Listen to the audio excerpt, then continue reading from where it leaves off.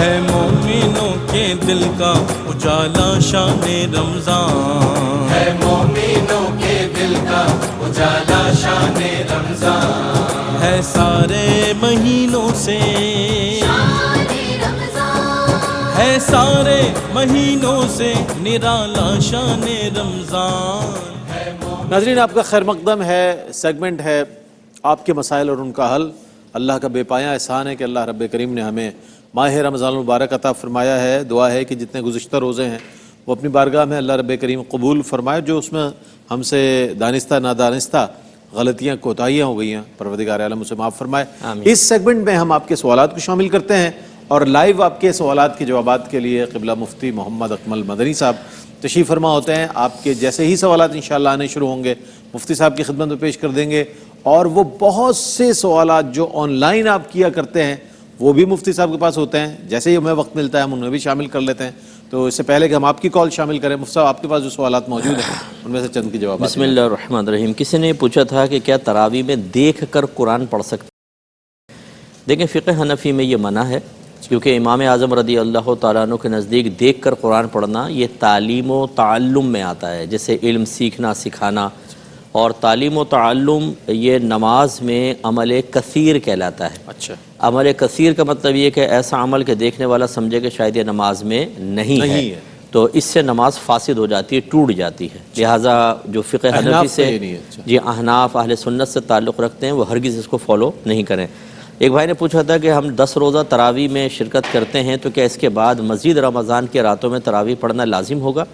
جی بالکل لازم ہوگا۔ دیکھیں قرآن سننا ایک الگ سنت ہے، اور 20 رکعت تراویح کی رمضان کی تمام راتوں میں ادائیگی ایک الگ سنت ہے۔ تو اگر آپ نے قرآن کی سنت 10 روز میں پوری کر لی تو تراویح کی ادائیگی کی سنت تو اس کی وجہ سے ساقط یا فوت نہیں ہو جائے گی، تو پورے رمضان کی راتوں میں پڑھنی ہی ہوگی۔ ٹھیک ہے، کالر ہے ہمارے ساتھ۔ السلام علیکم ورحمۃ اللہ وبرکاتہ۔ وعلیکم السلام۔ مفتی صاحب میرا ایک سوال تھا کہ ظہر کی 4 سنت میں اگر ہم دوسری رکعت میں ہی ہیں اور جماعت کھڑی ہوگی ظہر کی، تو اب سنت کمپلیٹ کرے یا جماعت میں جائے؟ ٹھیک ہے، ایک اور کالر ہے۔ السلام علیکم۔ اچھا ڈراپ ہو گئی کال۔ جی مفتی صاحب۔ جی اگر سنت موقدہ سٹارٹ کر لی ہے تو پہلے اس کو تمام کریں گے، پھر جماعت میں شامل ہوں گے۔ اگر سنت فجر کا مسئلہ یہ ہوتا ہے کہ اگر آپ نے سنتیں پڑھ رہے ہیں اور گمان یہ ہے کہ امام صاحب سلام ہی پھیر دیں گے تو پھر سنت چھوڑ کے اس میں شامل ہوں گے، کیونکہ اس کے بعد پھر فجر کی نماز کے بعد سنن نہیں ہے۔ لیکن اس میں تو ظہر اگر ظہر ہے جیسے، تو اس کے بعد آپ نماز پڑھ کر فرض ادا کر کے بعد میں بھی پڑھ سکتے ہیں اور پہلے پڑھ سکتے ہیں، لیکن سٹارٹ ہو جائے تو بہرحال پھر اس کو ترک نہیں کر سکتے ہیں۔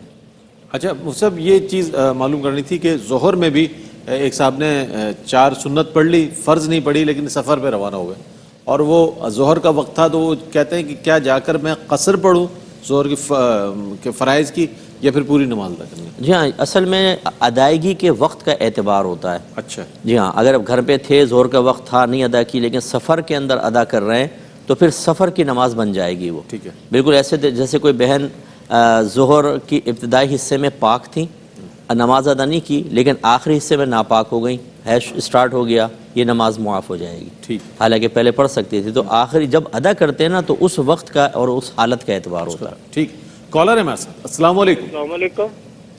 وعلیکم السلام، جی سوال بتائیے گا۔ سر میرا سوال ہے کہ میں نا بینک میں جاب کرتا ہوں۔ آواز آپ کی مجھے اسٹوڈیوز میں نہیں سنائی دے رہی ذرا۔ جی السلام، میں نا بینک میں جاب کرتا ہوں، ٹھیک ہے؟ جی جی۔ تو میں نے نا مکان لینا ہے، تو آدھی رقم میرے پاس ہے اور آدھی میں بینک سے لینا چاہتا ہوں، ایسا لون نا۔ اچھا جی جی ٹھیک ہے، سوال شامل کرتے ہیں آپ کا۔ ایک اور کالر ہیں۔ السلام علیکم۔ وعلیکم السلام، کیا حال چال ہے بھائی؟ جی جی الحمدللہ، سوال بتائیے گا۔ اچھا بھائی، مفتی صاحب سے یہ پوچھنا ہے کہ ایک آدمی کا کتنا فطرانہ ہے، اور دوسرا یہ ہے کہ میرے ماموں جی کے حالات ٹھیک نہیں ہے، کیا میں ان کو فطرانہ دے سکتی ہوں یا نہیں؟ ٹھیک ہے ٹھیک ہے، جی صاحب۔ دیکھیں بینک میں جاب کرتے ہوں یا نہ کرتے ہوں، بینک سے لون لینا شرعاً جائز نہیں ہوتا، کیونکہ وہ اس پہ سود لیتے ہیں، آپ کو سود کی ادائیگی لازم دینی ہوگی، تو پھر یہ جائز نہیں ہے۔ ہاں اسلامک بینک اگر آپ ان سے مکان لیتے ہیں تو ان کی جو ٹرمز اینڈ کنڈیشنز ہوتی ہیں وہ شریعت کے مطابق ہوتی ہیں، کیونکہ وہاں پہ ایز اے مفتی صاحب ایز اے اسکالر موجود ہوتے ہیں، اور وہ اجازت دیتے ہیں، پروڈکٹ کو پہلے پڑھ لیتے ہیں، اس کے تمام لاز وغیرہ کلوزز وغیرہ ان کی نگاہ سے گزرے ہوتے ہیں وہاں کر لیں، لیکن باقی جگہ تو سودی نظام ہوتا ہے۔ ایک آدمی کا فطرہ آج کل کے اعتبار سے کم از کم 300 روپے ہے، پاکستان کے اعتبار سے 300 روپے کا حساب کر کے دیں، اور ماموں کو اگر واقعی وہ شرعی فقیر ہیں، غریب ہیں، تو بالکل ان کو دے سکتی ہیں۔ ٹھیک ہے، کالر ہے ہمارے ساتھ۔ السلام علیکم۔ وعلیکم السلام، رئیس بھائی کیسے ہیں؟ اللہ کا شکر، سوال بتائیے گا۔ جی میں مفتی محمد اکمل قادری اتری سے یہ سوال کرنا چاہتا ہوں کہ یہ پیشہ ور یہ جو پیشہ ور فقیر آتے ہیں اس کو دینا کیسا، اگر وہ نہیں دیتے؟ ہاں، وہ بد دعائیں دیتے ہیں آگے سے۔ ٹھیک ہے جی صاحب، یہ بھی بڑا ایک مسئلہ ہے، پیشہ ور اور غیر پیشہ ور کے علاوہ سفید پوش لوگ رہ جاتے ہیں۔ اچھا نہ دو ان کو، جو پروفیشنل ہوتے ہیں وہ تو پھر بد دعائیں دینی شروع کرتے ہیں، کیا کہیے گا آپ؟ جی بالکل، ان کو دینا گناہ ہے۔ نبی کریم صلی اللہ علیہ وسلم، جی بالکل گناہ ہے۔ نبی کریم صلی اللہ علیہ وسلم نے فرمایا جو بلا ضرورت کے دستے سوال دراز کرے گا وہ بروز قیامت اس حال میں آئے گا کہ اس کے چہرے پر گوشت نہیں ہوگا۔ یہ علامت ہے اس بات کی کہ یہ مانگنا اس طرح گناہ کبیرہ ہے۔ آپ کو پتہ ہے تو مافیاز ہیں، پورے سگنلز بکے ہوتے ہیں، علاقے بکے ہوتے ہیں، بالکل ایسا ہی۔ اور سفید پوش تو وہاں کھڑے ہو کر مانگ بھی نہیں سکتا بیچارہ، ایک تو خاندانی غیرت، اور دوسرا اٹھا کے پھینک دیں گے اس کو وہاں سے، پولیس والے آ کے لے جائیں گے اس کو، پکڑ لیں گے۔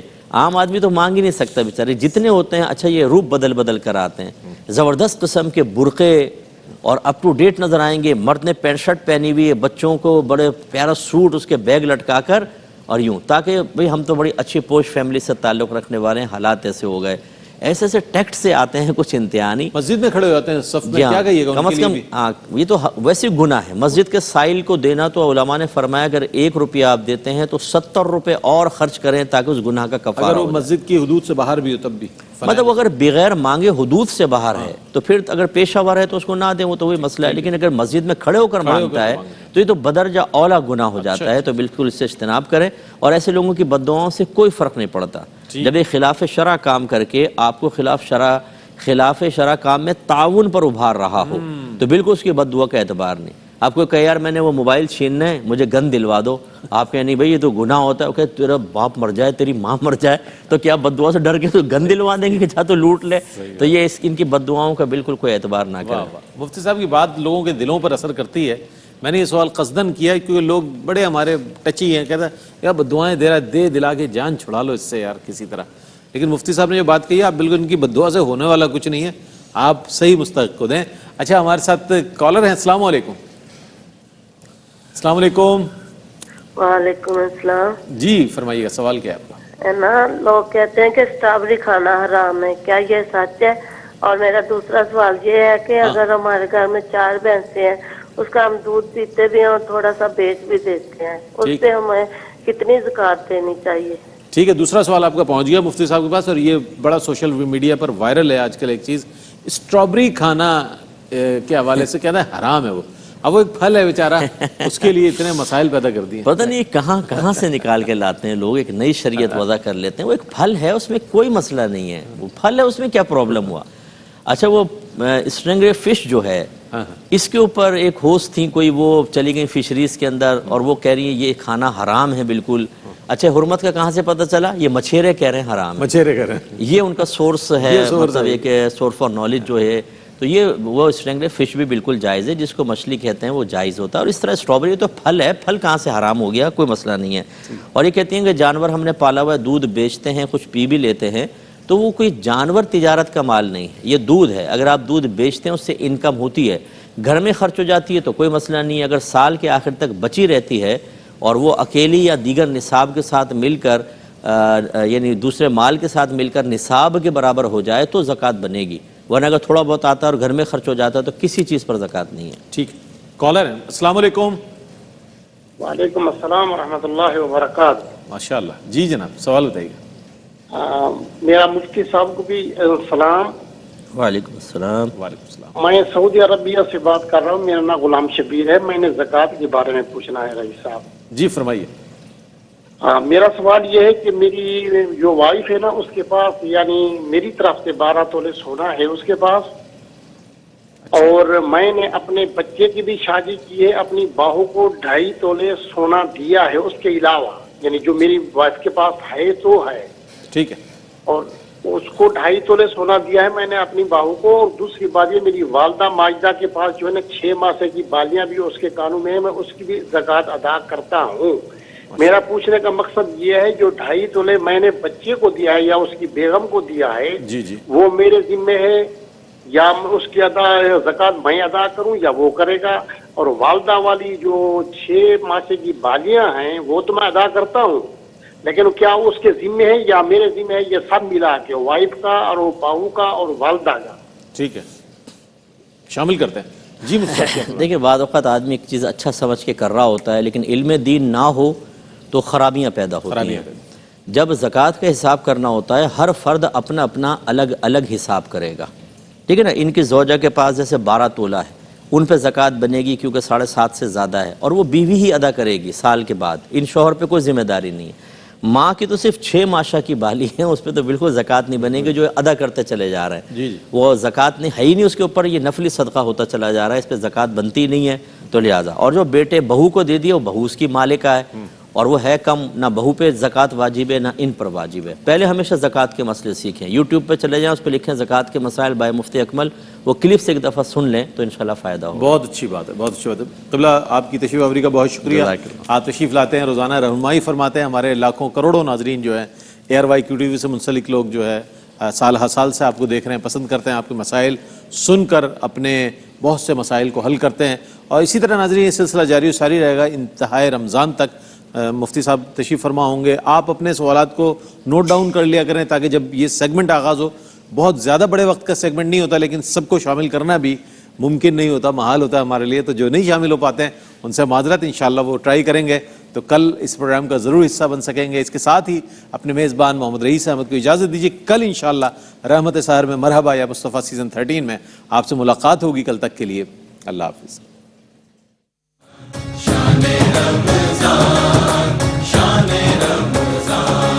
ہے مومنوں کے دل کا اجالا شان رمضان، ہے مومنوں کے دل کا اجالا شان رمضان، ہے سارے مہینوں سے